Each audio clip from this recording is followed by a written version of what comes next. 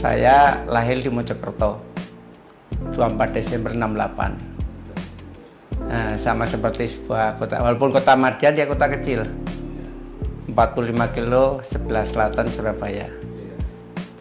Sampai SMA saya di sana, makanya bahasa Jawa saya itu medok gitu Pak. Jadi SD, SMP, SMA di sana. Ibu saya ketua muslimat ranting. Jadi secara spiritual ibu yang ngawasin, ketat lah beliau karena gitu. Hal yang penting ya seperti keluarga besar, kebetulan saya kan nomor 11 dari 14. Orientasi kami keluarga juga secara umum pengen jadi PNS karena trauma dengan bapak yang dulu pernah bangkrut ketika bisnis. Masuk STAN. Saya sejak kelas 3 SD dibiayai sama kakak-kakak saya, perempuan maksudnya, sejak kelas 3 SD. Kemudian waktu kelas 2 SMA, saya ditanya mau kemana gitu. Saya pengennya masuk teknik, cuman bayangan di keluarga kami teknik itu mahal. Kata kakak saya, jangan teknik kalau nanti mahal, masuk IKIP aja. Saya waktu itu belum membayangkan jadi guru, dan nolak gitu. Sampai ada tetangga bilang masuk STAN saja. Kebetulan dia mahasiswa Prodip Anggaran, tetangga sebelah rumah. Iya gitu. Akhirnya saya putusnya berangkat. Walaupun yang agak terkejut itu ternyata pendidikannya di Jakarta, tesnya di Malang. Penempatan pertama ketika lulus menunggu samapta itu di Pusarhub kantor pusat, bagian Duknis, dukungan teknis. Kalau nggak ada kerjaan, kita singkat jadi duduk manis gitu ya. Kan nggak ada kerjaan Pak. Kasih kerjaan, kapan Pak selesai? 2 hari. Lah kerjaan itu kita biasakan 2 jam. Lu bagaimana bisa 2 hari ya? Itulah akhirnya kami duduk manis di situ. Gitu. Setelah samapta, penempatan tuh Direktorat Verifikasi. Waktu itu masih verifikasi. Dari pertama diverifikasi. Nah, kita masuk diverifikasi, kami merintisnya ke audit. Diverifikasi menjadi verifikasi audit, akhirnya verifikasi tutup menjadi Direktorat Audit. Nah, kami lah auditor pertama. Ada 3 tahun di kantor pusat buka bidang audit Priok. Pindahlah kami ke Priok gitu. Nanti habis Priok 2 tahun buka Surabaya sama Medan. Berharapnya ke Surabaya karena saya orang Surabaya. Ternyata dapatnya Medan. Sebaliknya dapat di Medan. Sampai Medan nyantol di Medan. Nyantol di Medan Pak. Karena dulu berat juga sebenarnya berangkat ke Medan itu, merasa jauh, nggak punya saudara. Saya lulus 92, 93 saya nikah. Berangkat ke Medan 97. Berapa anak? Udah bawa 2 anak sama hamil, jadi anak ketiga. Dari Jakarta. Jadi istri itu gandeng kiri kanan sama sedang hamil. Iya, berangkat ke sini. Benar-benar memulai baru Pak di Medan. Tapi ternyata memang kadangkala takdir dan rezeki itu begitu. Sampai di sini kebetulan istri itu adalah lulusan S1 keperawatan UI angkatan kedua. Nah, ketemu temennya yang dia Demalik ngatakan masuk ke USU aja. USU butuh dosen dan ada dana untuk kuliah S2. Akhirnya masuk USU. Akhirnya Pak Dodit dan keluarga tinggal di Medan sebagai Umbis. Iya. Alasan itu pragmatisnya begitu Pak. Karena konsep saya di awal itu nggak pengen pisah sama istri. Alasannya itu. Makanya berusaha bagaimana tetap di Medan. Alhamdulillah diberi. Kalau di Medan itu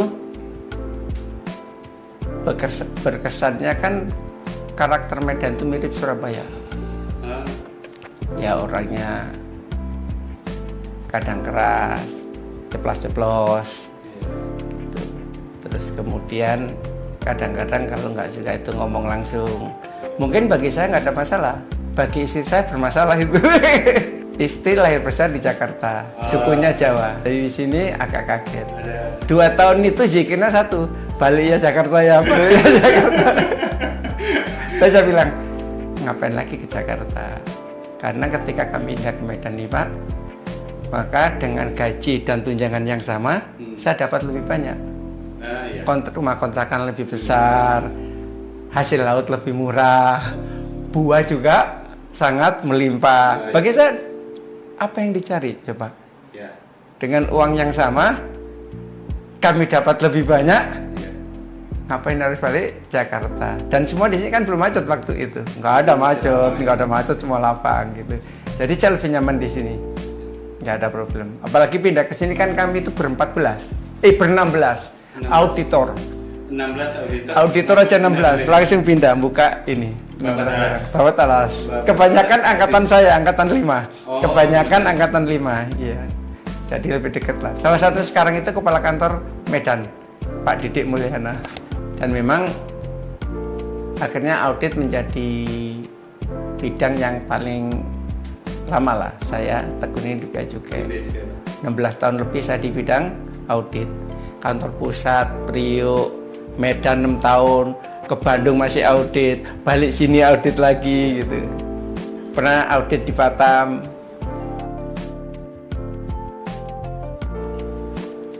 Audit itu sejak awal memang dirancang sebagai titik tekan Bea Cukai.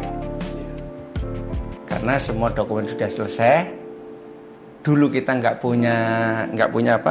punya tools untuk periksa, itu dilakukan. Dan audit ini memang menjadi penting ketika jalur hijau menjadi lebih besar, ada prioritas, kita nggak pernah menghit ketika mereka ke pelayanan. Hitnya setelah justru mereka selesai semua dokumennya.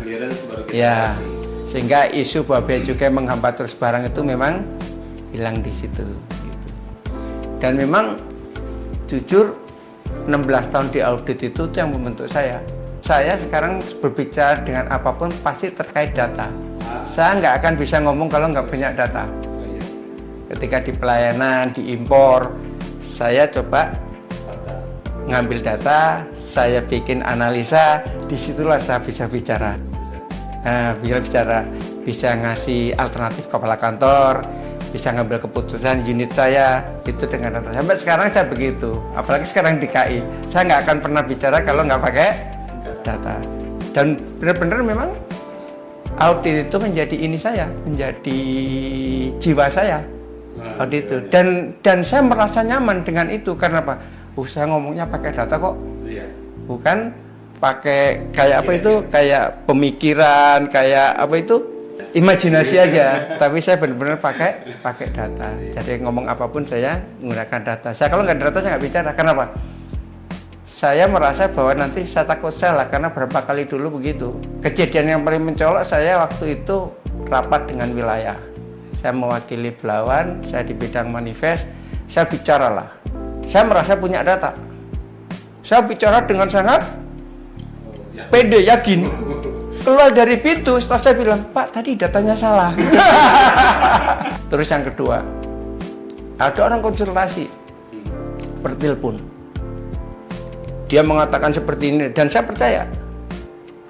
Dan saya mengatakan harusnya begini. Ternyata datanya bunyinya beda.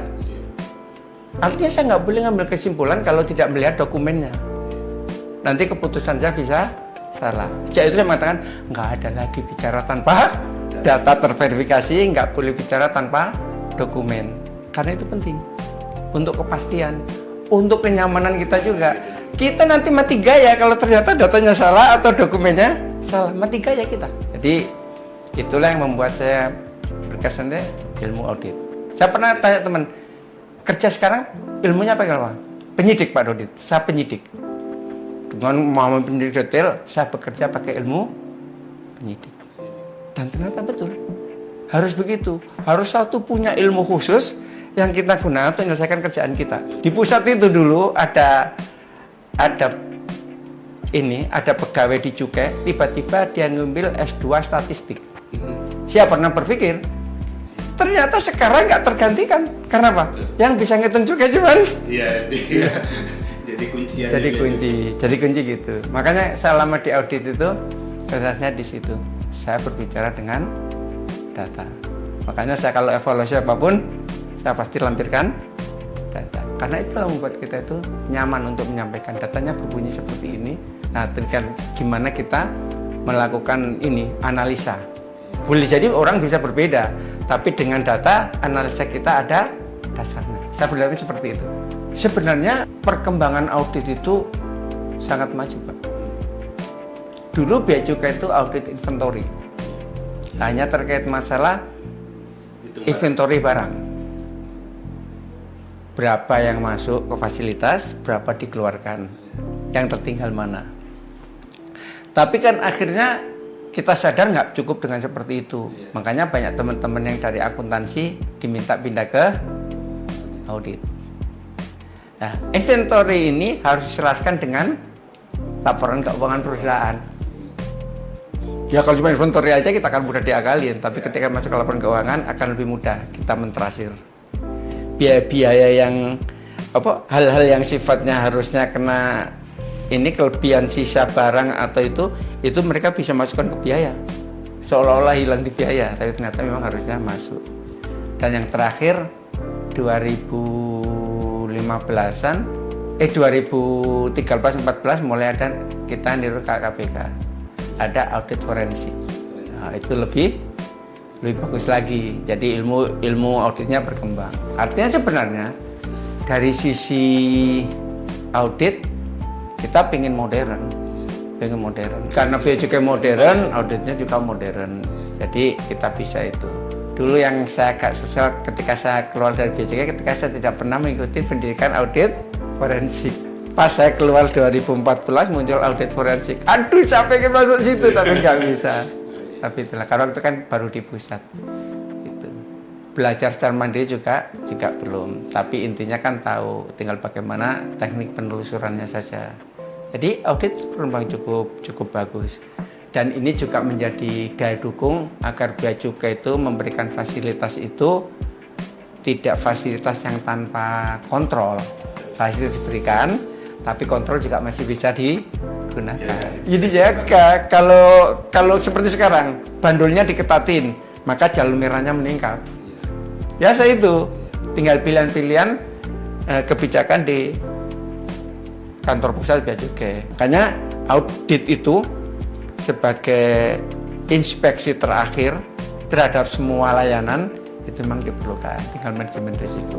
Jadi kan dulu waktu reformasi 2007 itu semua coba menjelang itu cuma disusun sama kantor pusat.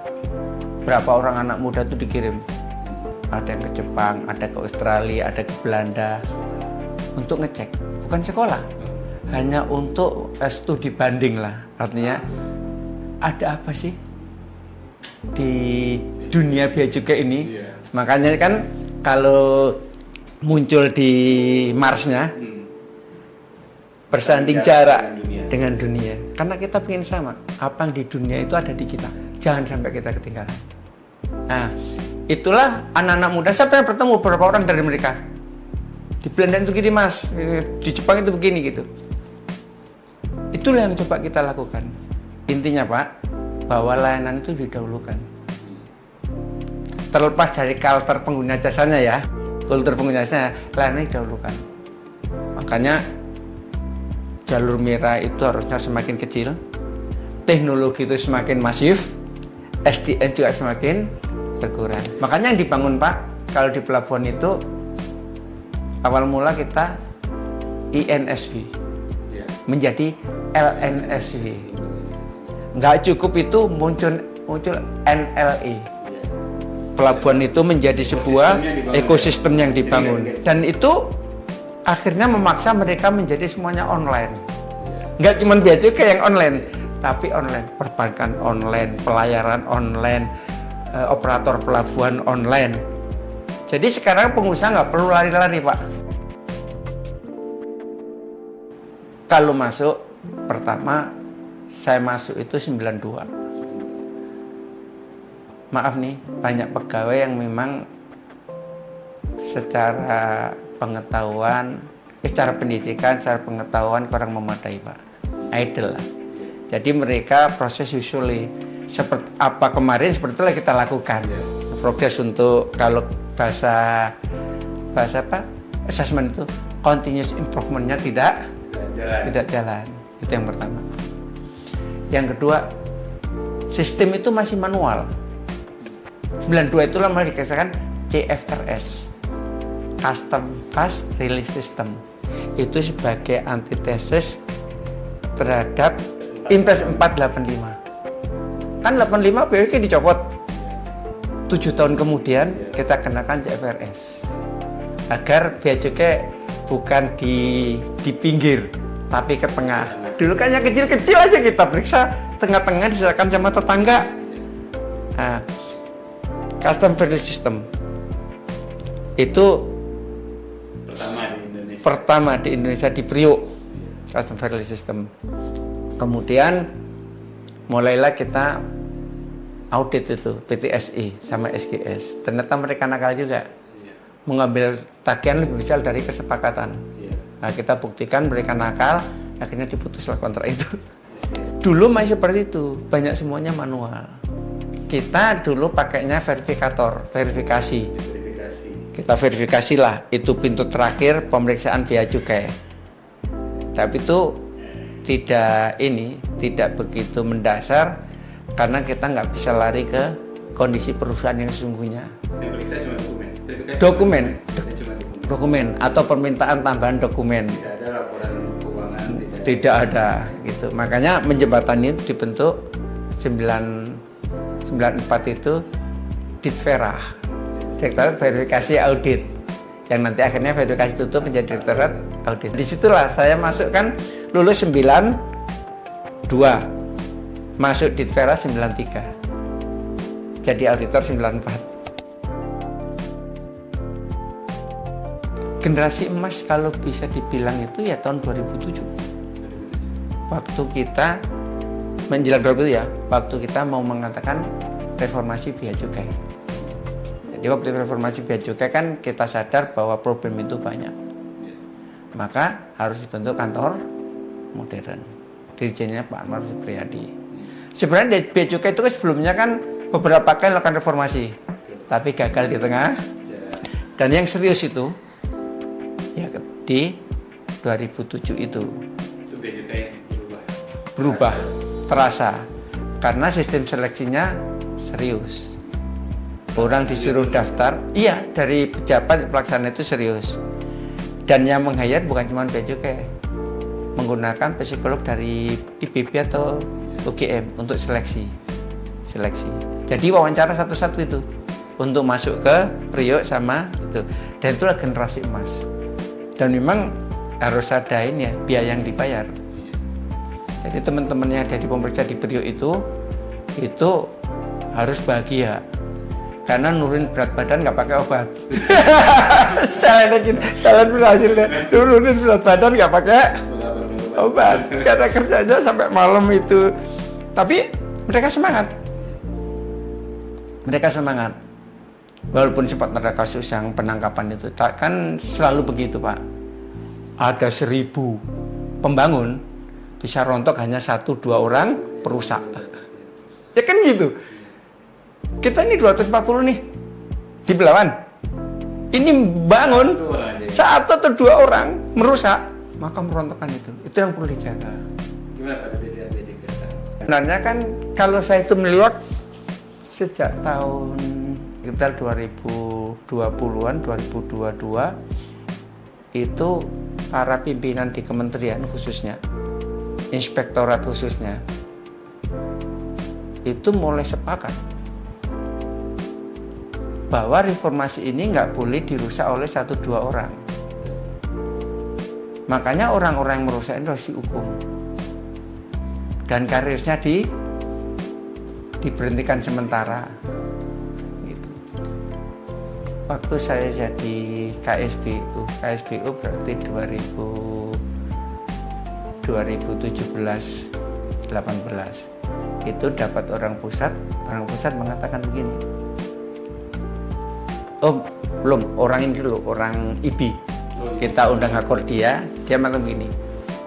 Orang kalau fraud harus dihukum. Kalau di luar negeri itu dia nggak dipecat, mengundurkan diri. Dipaksa. Di Indonesia dipaksa mengundurkan diri. Memang ide ini nggak, waktu itu ketua IP-nya Pak Alexander. Memang ide ini nggak populis. Tapi kalau orang yang nolak, itu namanya kurang piknik. Itu Pak Alexander ingat.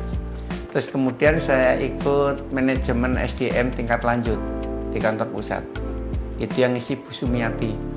Waktu itu masih dari Cancau, belum sebagai Ijen.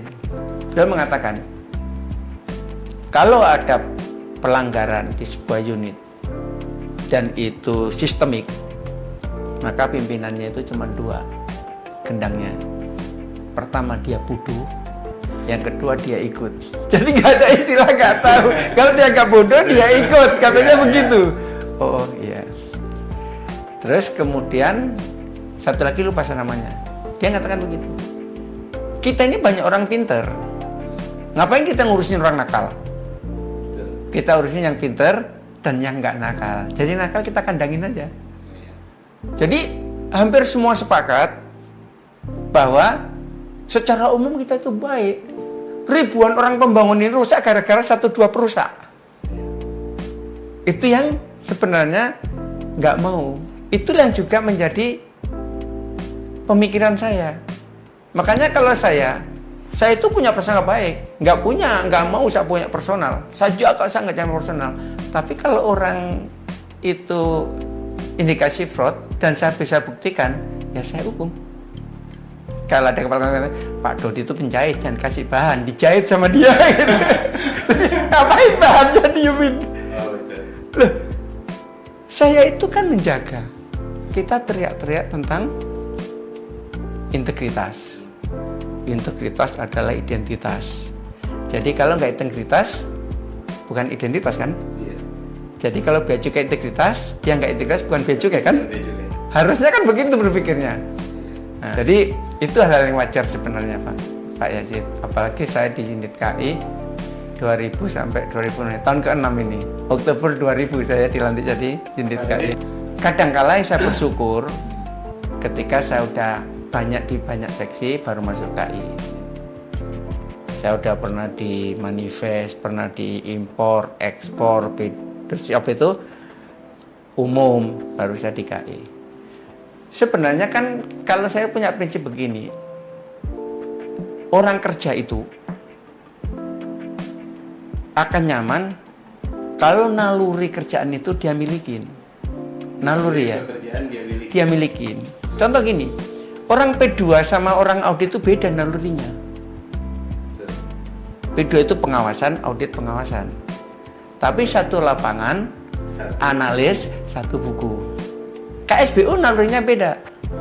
Makanya yang saya lakukan, tapi naluri ini dibangun, bukan bawaan. Makanya saya butuh waktu 3 bulan untuk belajar apa itu KI, bagaimana saya jadi KI. Jadi saya membangun naluri saya. Yang saya bangun dia, Fit, kamu KI sekarang. Ya, sering begitu. Loh, iya, saya bangun itu. Karena kalau begitu, nanti saya nggak move on. Saya masih ingat dengan kerjaan yang lama gitu. Sama dengan audit. Audit itu bawahnya curiga aja sama perusahaan. Iya, tapi dia harus adil. Berdasarkan data. Nggak boleh. Begitu, kalau saya begitu. Dulu saya jadi impor juga begitu. Di impor, kok nggak ada laporan impor ya? Suatu saat, datanglah Bu Oza Kakanwil. Pak Dodi, outstanding jalur merah berapa? Bentar Bu, 1 jam ya Bu. Gitu. Terus ditanya yang kedua, siapa Bu? Gitu. Setelah itu saya bikin laporan. Berapa jumlah jalur merah, berapa outstanding, bagaimana kinerja pemeriksa, kualitas pemeriksaan. Saya bikin. Nanti kalau Pak Dodi tanya Bu ini Pak datanya saya kirim. Udah punya? Iya. Jadi real time saya punya. Kenapa? Saya seksi impor. Nah, dua pertanyaan itu membuat naluri saya terbangun. Saya bikin itu. Di ekspor saya bikin juga. Kok di ekspor tidak ada di ininya ya? Di mana? Di CESA. Saya minta sama PDAD. Aku minta akun PPDE. Akun saya 0 terus. Karena jangan PPDE kan. Akhirnya saya bilang, coba lihat akun kalian. Loh, ini ada auto spending. Tiap tanggal 5 foto ini kirim ke saya. Bikin laporan ini.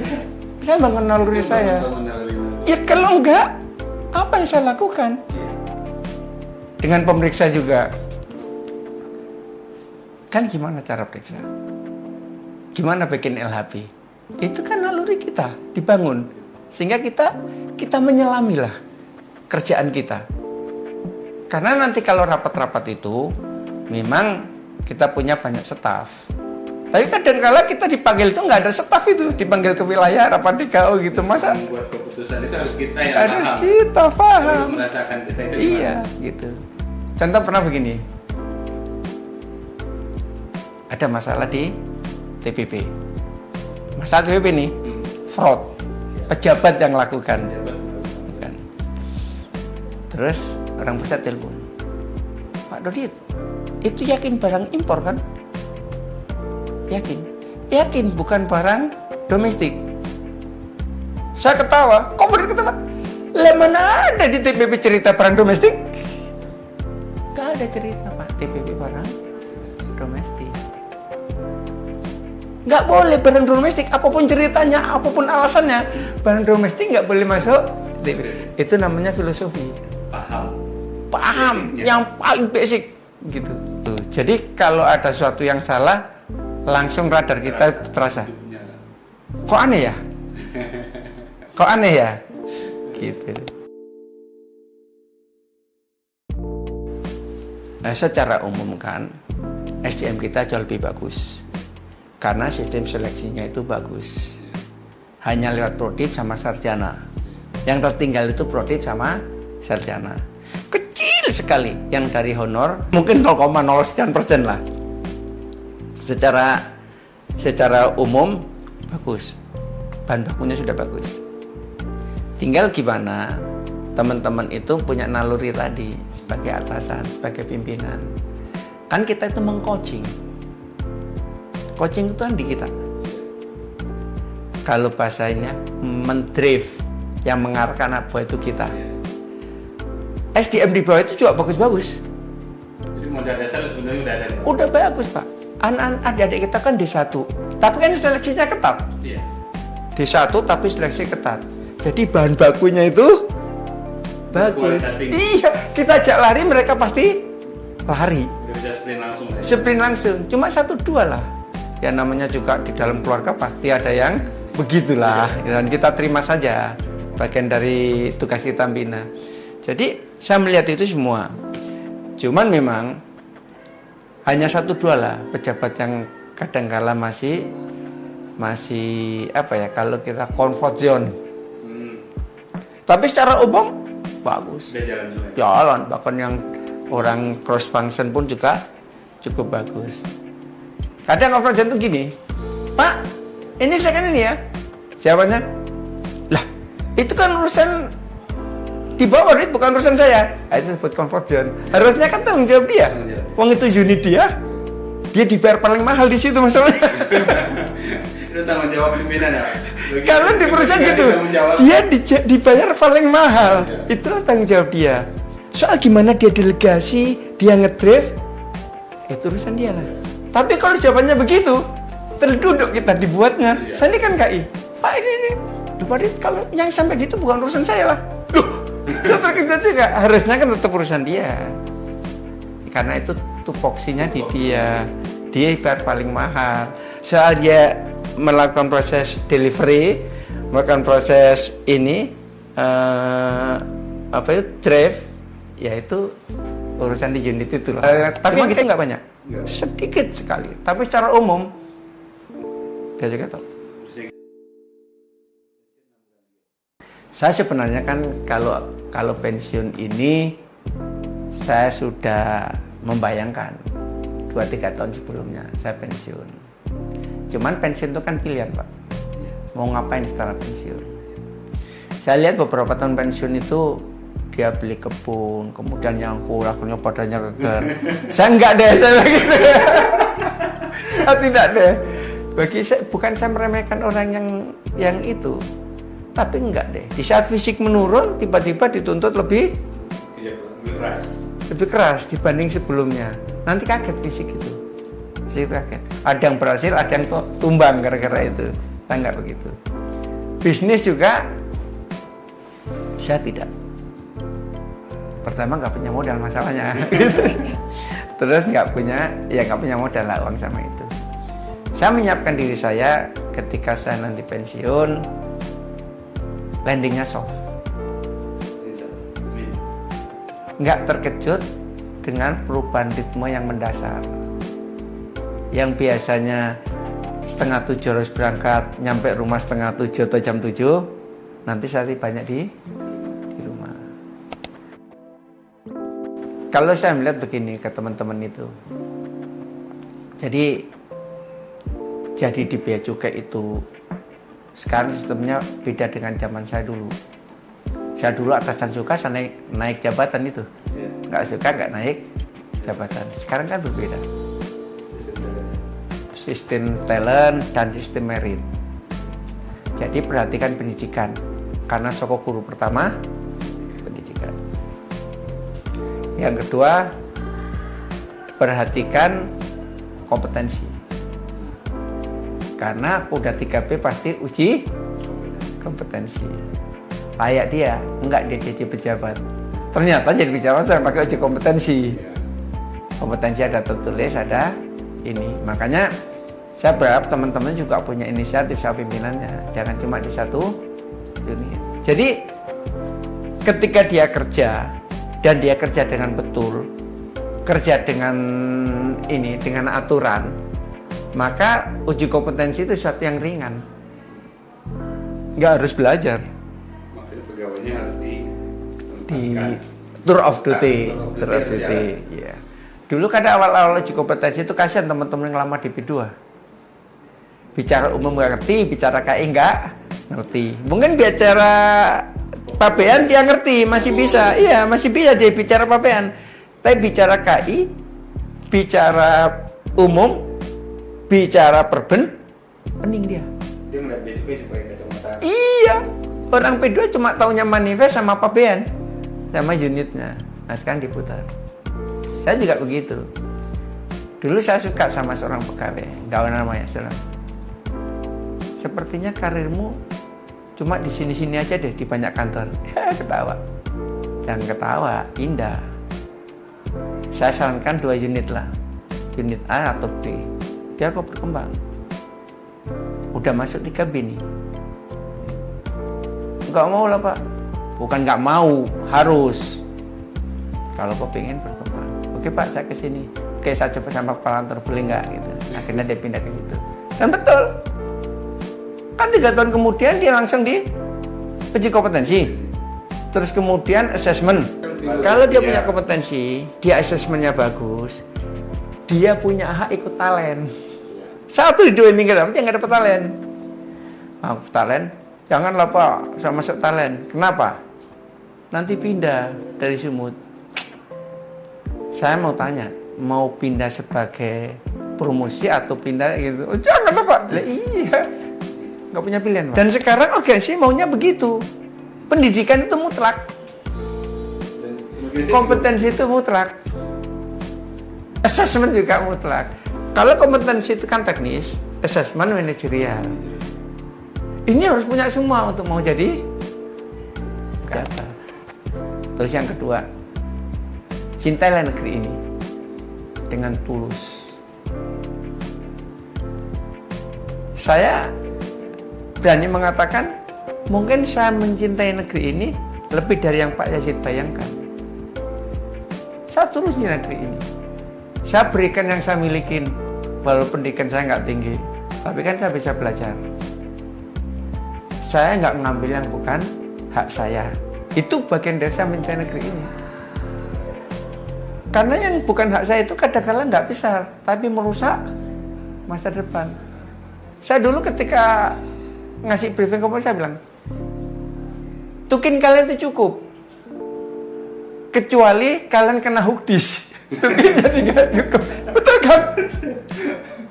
Cukup cuma diatur. Tiba-tiba kena hukdis. duit nggak dapat dipotong pasti. Apalagi hoodie-nya berat 1 yang 85% tukin itu hilang, pasti nggak cukup.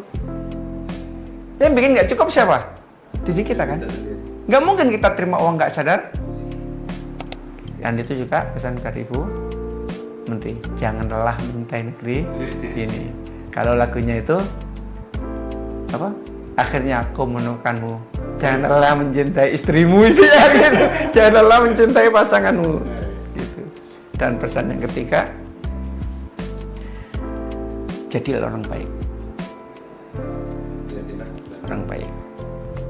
Tapi ingat pesan Bu Menteri, baik aja nggak cukup. Kalau bisa lebih baik. Baik itu nggak cukup, harus profesional. Sama dengan kerja. Jangan gara-gara nanti minta tolong kawan, kita jadi nggak profesional. Bisa kawan kita tolong, tapi dengan cara yang profesional. Kan ada tetangga, aku punya barang ini, aku punya ini, kan gitu. Harus profesional. Gitu. itu yang harus kita jaga. Ditelepon kawan kan, Pak dia tolong ini. Nggak bisa deh sepertinya. Kan profesional. Karena kita lihat itu nggak mungkin. Masa hanya gara-gara kawan terus kita itu. Nanti kalau ada kejadian, memang saya bisa tanggung jawab? Enggak. Jadi itu Pak, harus jadi orang baik, menjadi lebih baik dan profesional. Menjaga baik.